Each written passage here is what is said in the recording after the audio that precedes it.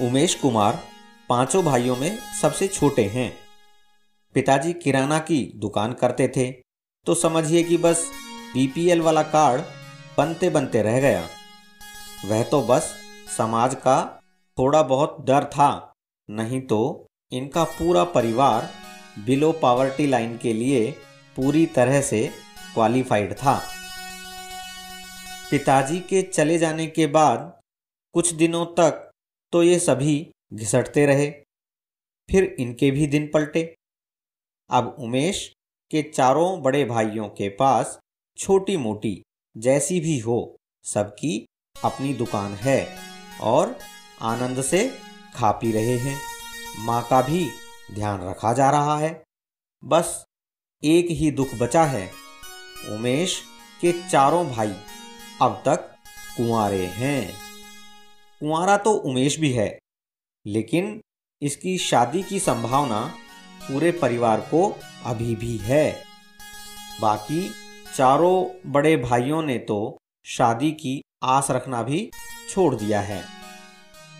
अगर उमेश का बायोडेटा देखा जाए तो इसमें एक सबसे बड़ा प्लस पॉइंट है, सरकारी नौकरी। उमेश जल विभाग में बाबू के पद पर कार्यरत है।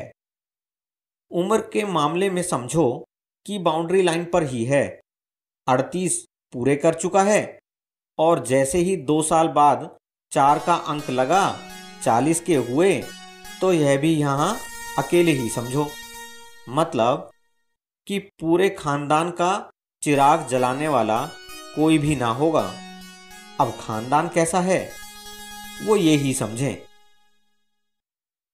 उमेश बाबू को एक बात तो समझ में आ गई कि जात बिरादरी वाले तो अपनी लड़की देने से रहे, अब उसे ही अपने लिए कुछ ना कुछ करना पड़ेगा, वरना पांचों भाइयों के लिए बूढ़ी माँ कब तक रोटी बनाती रहेगी। अब एक और झटका लगा। उमेश बाबू का ट्रांसफर शहर से लगभग 150 किलोमीटर दूर एक छोटे से कस्बे में हो गया।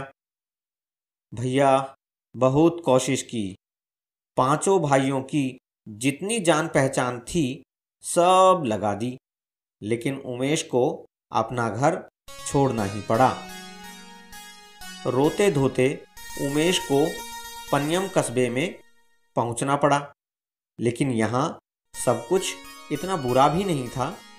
सहकर्मियों का अच्छा व्यवहार एवं साथ मिला।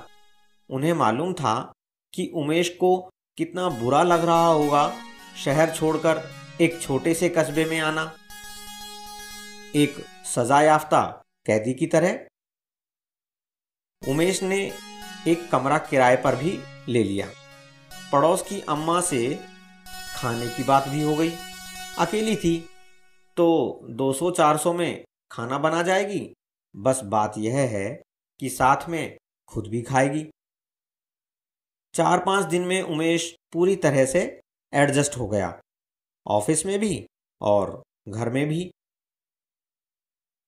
सोचा था कि शनिवार को वापस शहर अपने घर निकल जाएगा और मंडे की सुबह बस पकड़कर वापस पन्यम में ऑफिस ज्वाइन कर लेगा। पन्यम कस्बे का नाम है।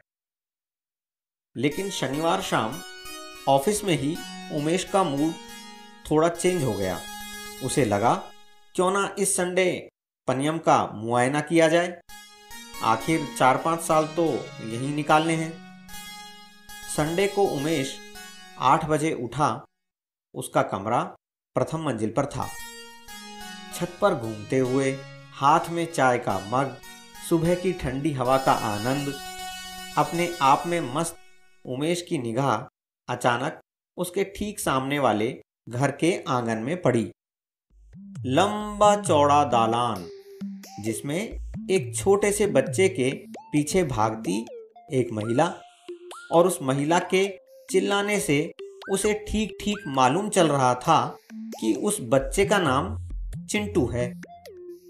महिला चिंटू को खाना खिलाने की कोशिश कर रही थी। कभी वह भाग जाता तो कभी लेट जाता। उमेश इस दृश्य का पूरी तरह आनंद ले रहा था। अचानक महिला की नज़र उमेश की नज़र से टकराई तो बस अगले ही पल चिंटू को बुलाने की झल्लाहट शालीनता में बदल गई।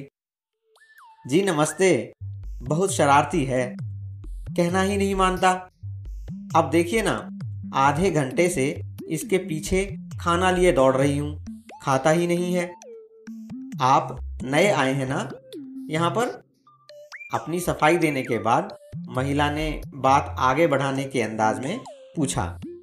जी हाँ, मैं उमेश हूँ और यहाँ जल विभाग में ज्वाइन किया है। और आप? हम चिंटू की मम्मी हैं। इसके पापा तो बाहर ही रहते हैं, महीने में एक बार आते हैं, 2-3 दिन के लिए बस।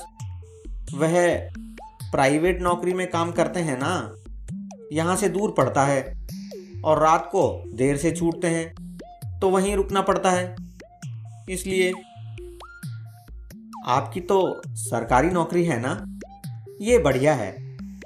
महिला कितनी बातूनी थी यह उसने पहली मुलाकात में ही बता दिया था। महिला की आंखों में सरकारी नौकरी के लिए सम्मान देखकर उमेश को अपनी प्रतिभा पर गर्व महसूस हुआ और घर से दूर आने का दुख थोड़ी देर के लिए कुछ कम हुआ। अरे आप तो पढ़ाई लिखाई में बचपन से ही बहुत तेज रहे होंगे ना, तभी ना आपकी सरकारी नौकरी लगी है। अरे थोड़ा चिंटू को देख लीजिए, क्या पता बड़ा होकर इसकी भी सरकारी नौकरी लग जाए, नहीं तो अपने पापा की तरह दिन रात पिसता रहेगा फैक्ट्रियों में। हा हा हा, अरे चिंटू तो बहुत होशियार दिख रहा है। ठीक है, इसे मैं थोड़ा पढ़ाना शुरू करता हूँ, इस बहाने मेरा भी यहाँ मन लग जाएगा, उमेश ने उनकी बात रखते हुए कहा। खुश होते हुए महिला ने कहा, अरे तो बस आ जाइए घर पर, चिंटू से भी मिल लीजिए और नाश्ता हमारे साथ ही कीजिए, मैं बस बना रही हूँ, आइए आइए। उमेश का जवाब सुने बिना ही चिंटू की मम्मी नाश्ता तैयार करने के लिए तेजी से अंदर की ओर चल पड़ी। चिंटू वाकई बहुत मिलनसार बच्चा था। कितने साल का हो गया होगा? बस 2.5 साल का हुआ है अभी तो। लेकिन क्या है ना, अभी से पढ़ाई का माहौल में रहेगा तो पढ़ता रहेगा, चिंटू की मम्मी ने कहा। अब इसके पापा और हम दोनों ही पढ़ाई में बहुत कमज़ोर हैं। सही कहूँ तो चिंटू की किस्मत बहुत अच्छी है कि आप यहाँ आ गए। अरे हमारे तो पूरे खानदान में कोई सरकारी नौकरी में नहीं है।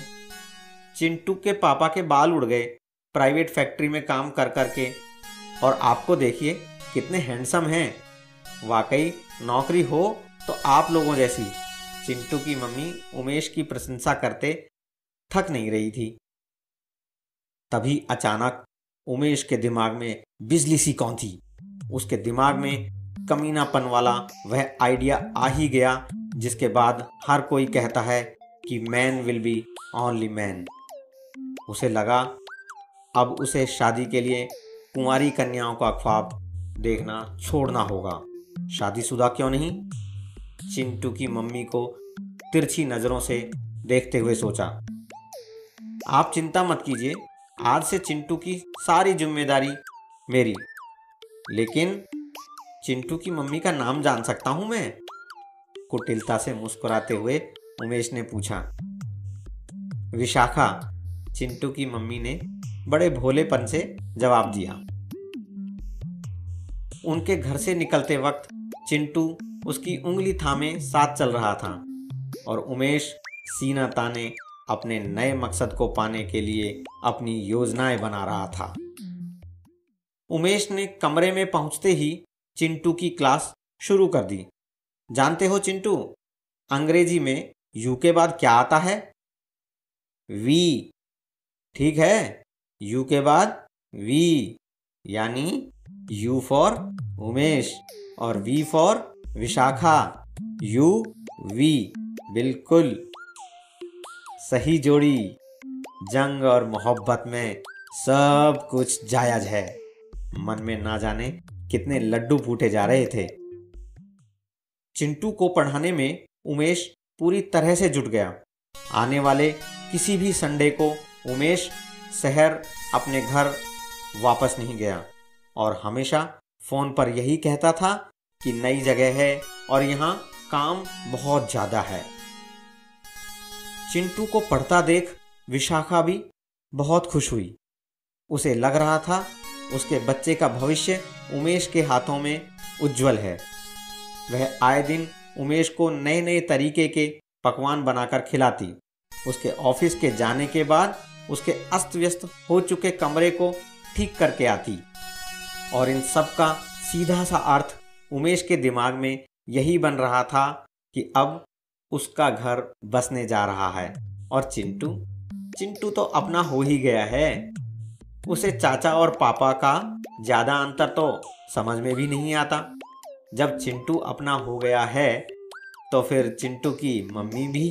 हा हा हा। सोच सोच कर उमेश ना जाने कितनी बार अपने मन में खुश होता रहता।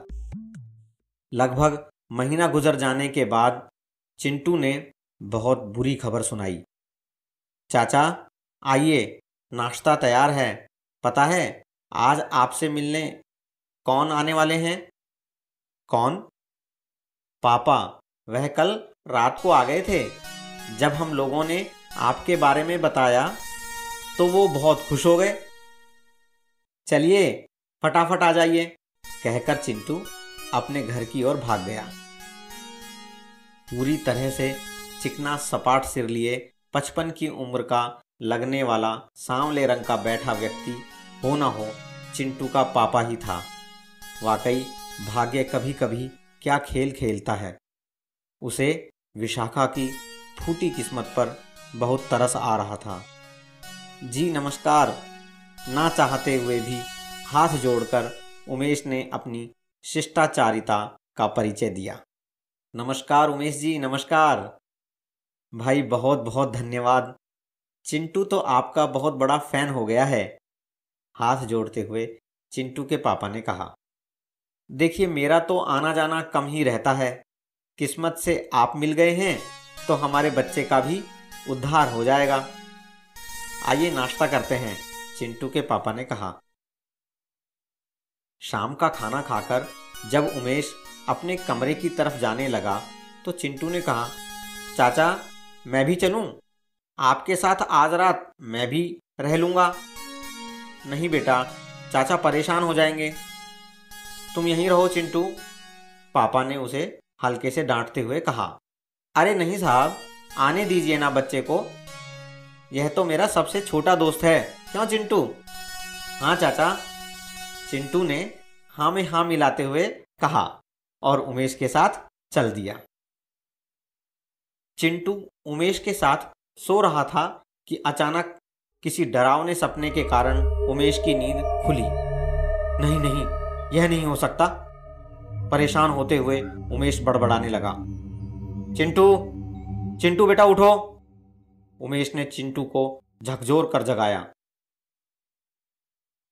उमेश को आखिर किस बात का डर था कि उस रात उसकी नींद भी टूट गई। क्या परिणाम होगा उमेश और चिंटू की मम्मी की बढ़ती करीबियों का, जानते हैं सेकंड पार्ट में।